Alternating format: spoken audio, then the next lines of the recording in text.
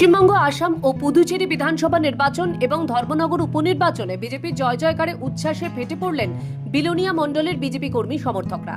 এই জয় উদযাপন করতে রবিবার বিকেলে বিলোনিয়া মণ্ডলের উদ্যোগে আয়োজিত হয় এক বর্ণাঢ্য বিজয় র্যালি।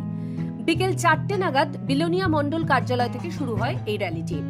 নেতৃত্ব দেন বিলোনিয়া মণ্ডল সভাপতি সায়ন্তন দত্ত সহ দলের অন্যান্য নেতৃত্ব। গেরুয়া আবিরে একে অপরকে রাঙিয়ে বিজয় উৎসবে মেতে ওঠেন কর্মীরা। হাতে গেরুয়া পতাকা, পদ্মফুলের প্রতীক, প্রধানমন্ত্রী নরেন্দ্র মোদীর ছবি ও গেরুয়া সাদা বেলুন নিয়ে শহর পরিক্রমা করেন বিজেপি সমর্থকরা।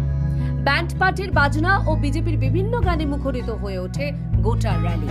গানের তালে নাচে অংশ নেন মহিলা ও পুরুষ কর্মীরা। স্লোগানে মুখরিত বিজয় মিছিলটি শহরের বিভিন্ন পথ পরিক্রমা করে বনকর মোহর নদীর উত্তর পাড়ে গিয়ে শেষ হয়। র্যালি শেষে আয়োজিত সংক্ষিপ্ত সভায় বক্তারা 3 রাজ্যের নবনির্বাচিত মুখ্যমন্ত্রীদের অভিনন্দন জানান।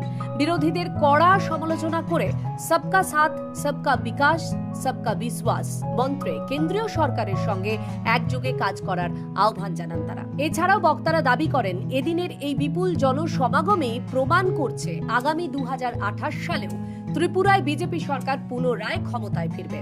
এদিনের বিজয় র্যালিতে উপস্থিত ছিলেন দক্ষিণ জেলা পরিষদের সভাধিপতি দীপক দত্ত, বিলোনিয়া বিজেপি মণ্ডল সভাপতি সায়ন্তন দত্ত, গৌতম সরকার, অলোক রায় সহ দলের অন্যান্য নেতৃত্ব ও অসংখ্য কর্মী সমর্থক।